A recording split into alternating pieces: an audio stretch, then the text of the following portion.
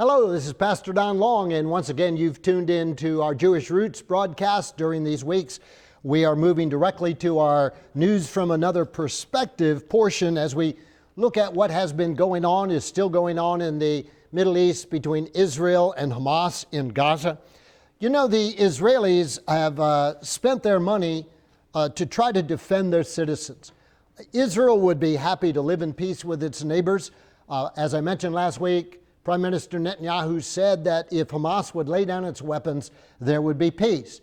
If, however, Israel lays down its weapons, there will be no more Israel. Israel is not trying to destroy Palestinians. It's not trying to take territory. It doesn't wish for Palestinians or Muslims to be dead. You can't walk in any synagogue in Israel and find a rabbi who every Sabbath is crying out, "Death to the Muslims, death to the Muslims." But you can go in any mosque in the Middle East and even in Israel itself, and you'll hear the imams crying out, "Death to the Jews, death to the Jews." It's very transparent, and people, I guess, just don't want to look at those things. It's kind of like what ISIS is doing in Iraq right now, where they are executing prisoners. There is a video out there now you can get on YouTube that shows where they captured 1,500 Iraqi soldiers, and it's reminiscent of Nazi Germany. It's exactly what happened in Germany. They paraded them to these open pits, had them lay down in the pits, and executed them all. Others of them, they took to the bank of a river, shot them in the head, and threw the body in the river. Exactly what the Nazis did to the Jews and the Gypsies and the communists in World War II. And here we are, not 100 years later, and the same thing is going on, and the world is again being silent about it. The average person doesn't want to even look at that. There are beheadings that are going on. Hundreds of beheadings where ISIS put the heads of their victims on poles in the city. This is terrorism. This is what it is. It is not something you negotiate with.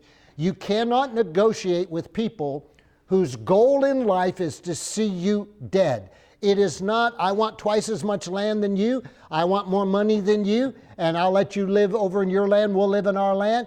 Our goal, says Hamas, is the complete destruction of the Jewish state and the Jewish people. Every war that's been launched against Israel by its surrounding neighbors has had a clearly spoken goal to eradicate Israel and drive the Jews into the sea. That is calling for genocide. It is against the Charter of the United Nations, and yet the United Nations will do nothing about it because right now the United Nations is controlled by Muslim nations. Time for the United States to say goodbye. Let's get to a body that can have logical discussions, and we have the same goal of peace. So Israel has only one goal, and that is to protect their citizens and to be able to live in peace. Therefore, where do they spend their money? Well, Hamas spends their money to buy rockets to send into Israel. Israel spends its money to build bomb shelters to protect its citizens. Hamas has tunnels that it digs, and each tunnel, I think I reported a couple of weeks ago, is anywhere between $1 and $3 million. There's hundreds of millions of dollars that have been spent excavating the tunnels. People in the news media, some of them are finally becoming brave enough, and I think that's what it is, and moral enough to begin to speak the truth, to begin to say, wait a minute, why were these hundreds of millions of dollars that could have been building schools and hospitals, why were they spent to build tunnels? Saudi Arabia just pledged $500 million, I believe, to help reconstruct in Gaza. And they said the stipulation is it can't be used to build tunnels. But my question is, how are you going to guarantee that? There were protests that Israel was withholding building material.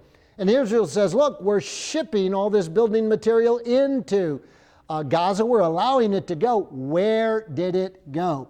Where have the billions of dollars gone? Where they always go in any terrorist organization. for weapons of destruction to kill innocent people and to line the pockets of the leaders of those terrorist organizations. Arafat, when he was alive, was a multi-millionaire many times over. His money was stashed off in France somewhere where his wife lived in a mansion. In Gaza, you'll see pictures of the terrible poverty, but they don't show you pictures of the million-dollar homes that the leaders of Hamas live in. It's a strange world. So Israel has, its goal is to do everything we can to protect our citizens. That's why they must destroy all the tunnels that are coming into Israel. That's why they must destroy every weapon, every rocket. That's why it is inconceivable that anybody in their right mind would ever agree that there would be a two-state solution in Israel whereby the Palestinian Authority is given all of the West Bank. That is insanity. We already know what happens when you give land to the Palestinian people. They were given Gaza free and clear. Nothing did they have to give in return. It's yours. Build a peaceful society.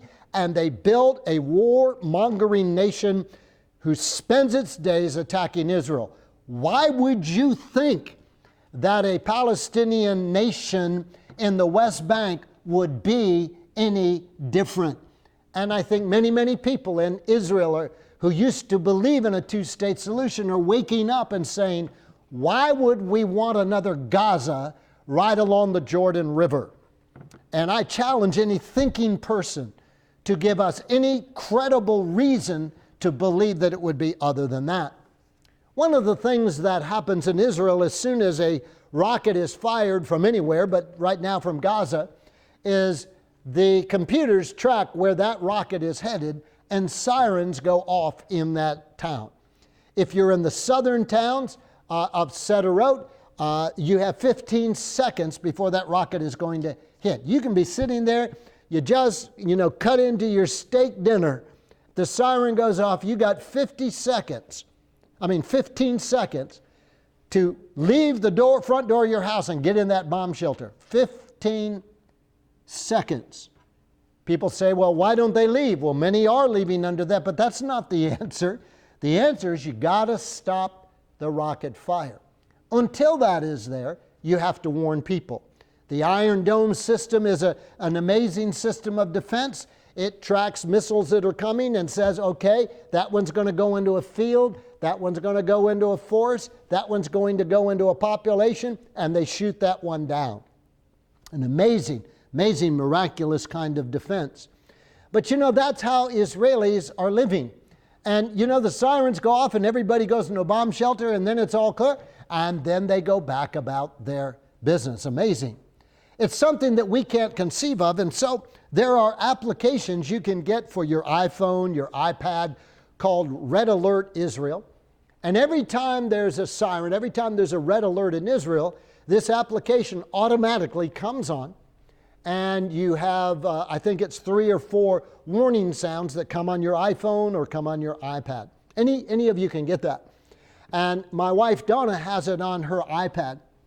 And so throughout the day, we'll be just doing our business and all of a sudden her iPad just comes on and we hear those gongs, 4 of them, to let us know there's a rocket attack happening somewhere in Israel. We can go over to the iPad and we can see what community that rocket was headed for.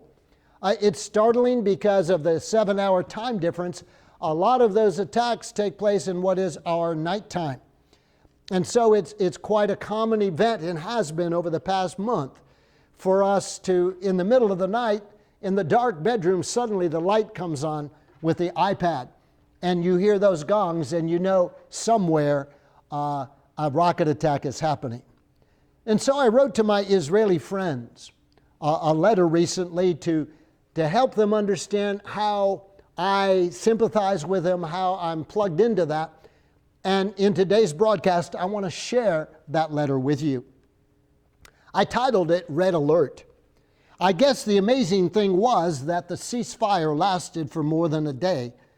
I do not believe anyone in their right mind would believe it would be extended by Hamas. How many times does a person lie before you call him a liar? Early in the middle of the night, Donna's iPad lit up, and the beeping sounds of red alert filled our bedroom, letting us know that rockets were once again on their way into Israel. This has been such a common occurrence over the past month, even at nighttime due to the 7-hour time difference here in the U.S. and Israel. I woke up out of my sleep and instantly said, well, that's the end of this ceasefire.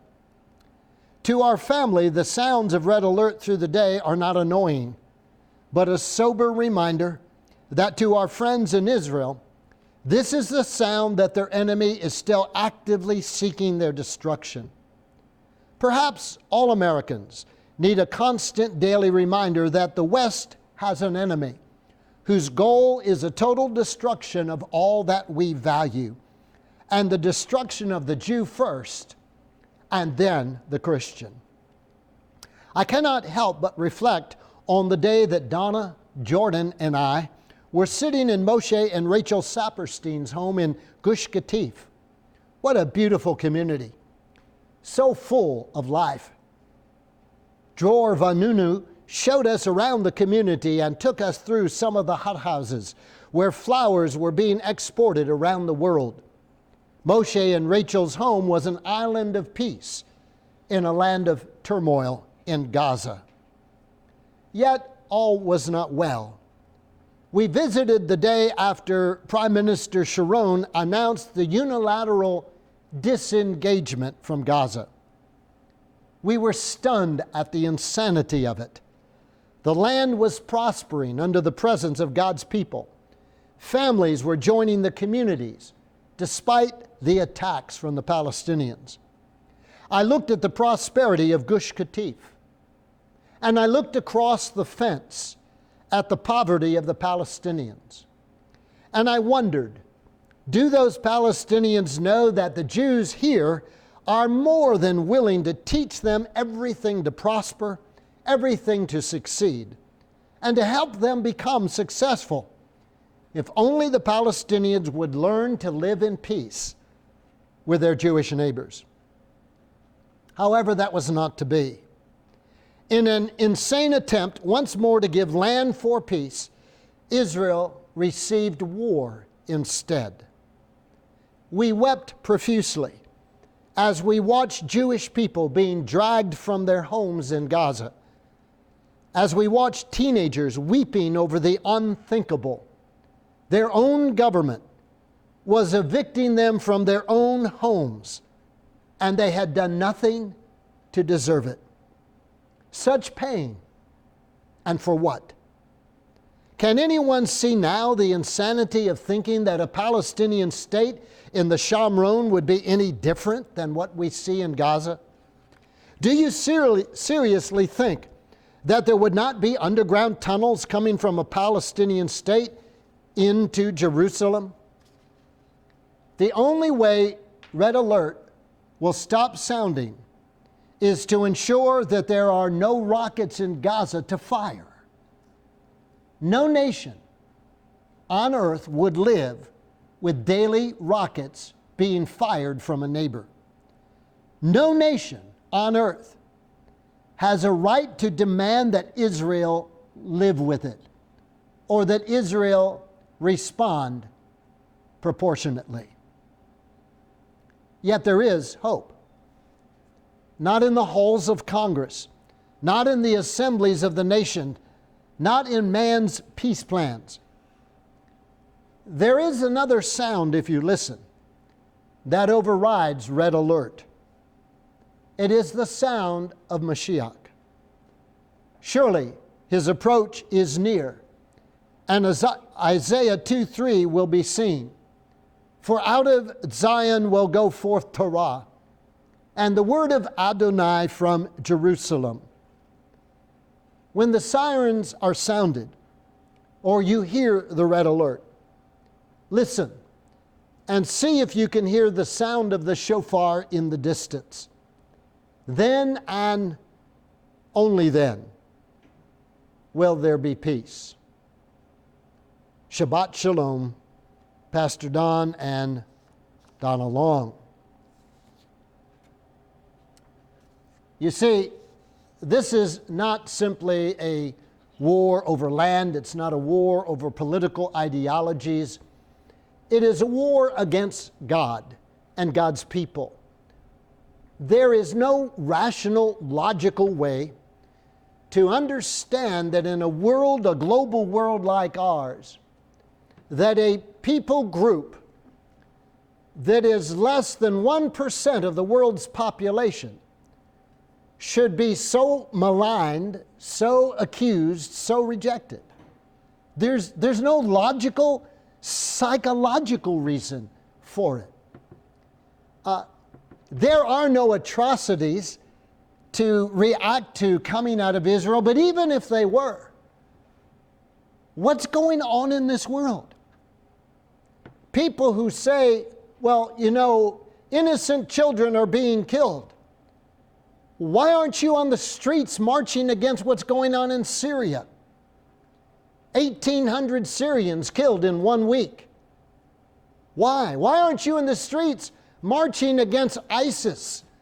1,700 prisoners of war who, by all our Western standard, you don't execute prisoners of war, but by on Islamic thinking, you do and you have a right to.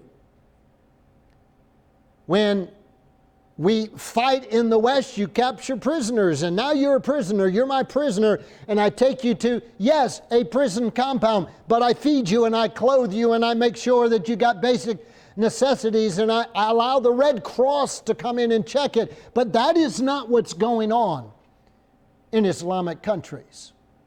It is slaughter. It is barbarianism. And yet it's not politically correct to say that. And I submit to you that political correctness, if it rules the day in our Western nations, then our Western nations are lost. There is no hope. You cannot negotiate with the gangster. You can't say to the police, well, there's a gang in Fitchburg and they own this neighborhood, and the police say, well, you know, we have a negotiation with them. We gave them Clegon. They can go there, and that can be there, and we have the rest of Fitchburg. First of all, that is insanity to do that, but secondly of all, do you really think the gang is going to be satisfied with just Clegon, or are they going to want to take over and intimidate the whole town? No. We know that's not logical. And yet, when we come to deal with terrorism, we think we can negotiate with it. Terrorism only understands one thing. There's a price to pay. And if you choose terrorism, there are consequences, and they are yours. There are voices in the media. There are voices, even interestingly, within the Islamic community, that are finally speaking what any sane person would know, is that the civilian casualties in Gaza are the responsibility of Hamas. They are not of Israel.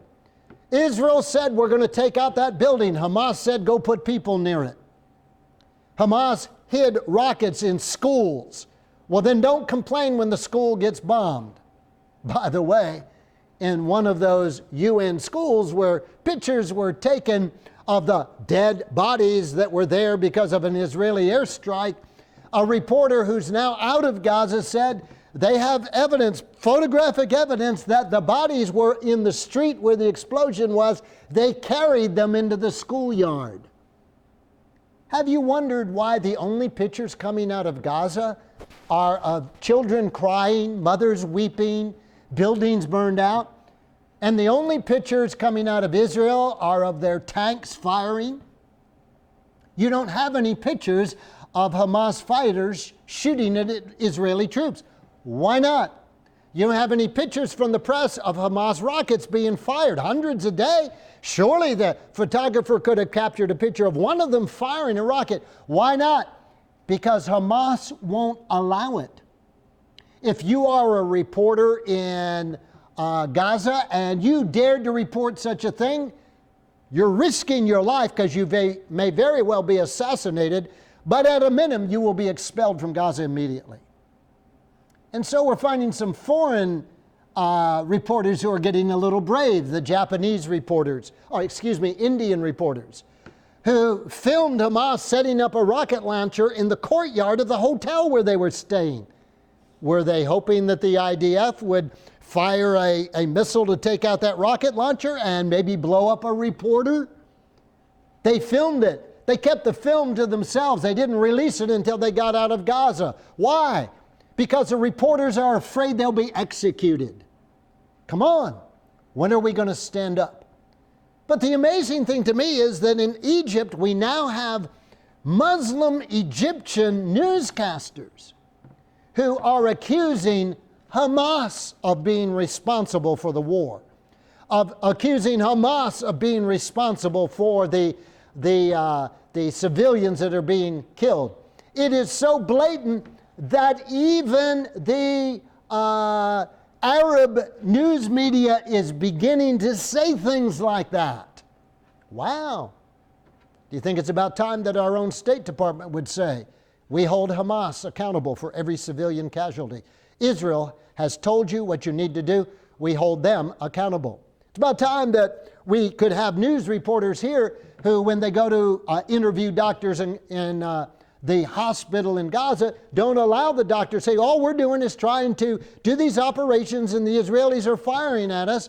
The reporter should have come back and said, well, what are the rockets in the basement of the hospital? What are the Hamas fighters doing up on the rooftop of the hospital? Don't you know they're there? Of course they know they're there.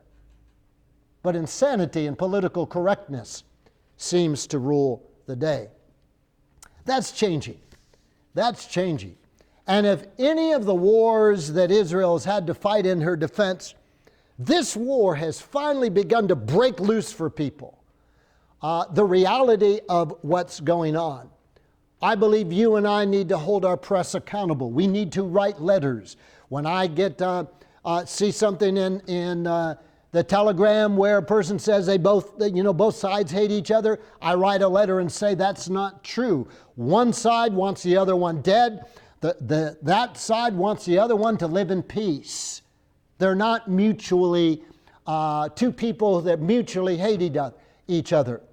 I invite people and say, you need to go to Israel with us. You need to travel where we go. Because we not only go to the Sea of Galilee where Jesus ministered, we not only go to Jerusalem so that we can see the sites that are there, but we go into the Shamron and we go into the communities. And we meet the people who live there, and we sit in their homes, and we meet on their farms, and we drink their goat milk as they bring it right out of their refrigerator. We are with the people, and we find a people whose heart is to live at peace with their Arab neighbors. That is their heart.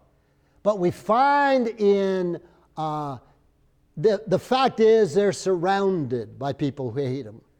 People will take pictures of the walls or the barrier. First of all, the wall that separates Israel from the West Bank is a wall only in about less than 10% of the entire border. The rest is a fence. But why is it a wall? Ask yourself, why the wall?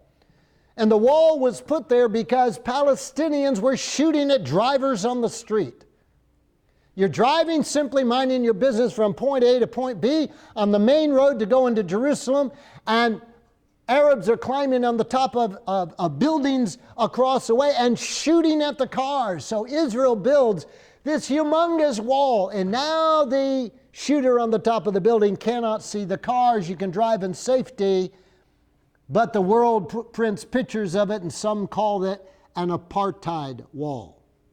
Well, let me say something to you about that. We have a wall that we're building and a fence that we put between us and Mexico. Why? Because we're trying to keep illegal immigrants out. Pakistan has a wall between it and it and India. There is a wall between North and South Korea, the wall between Northern and Southern Ireland. There are walls all over the place.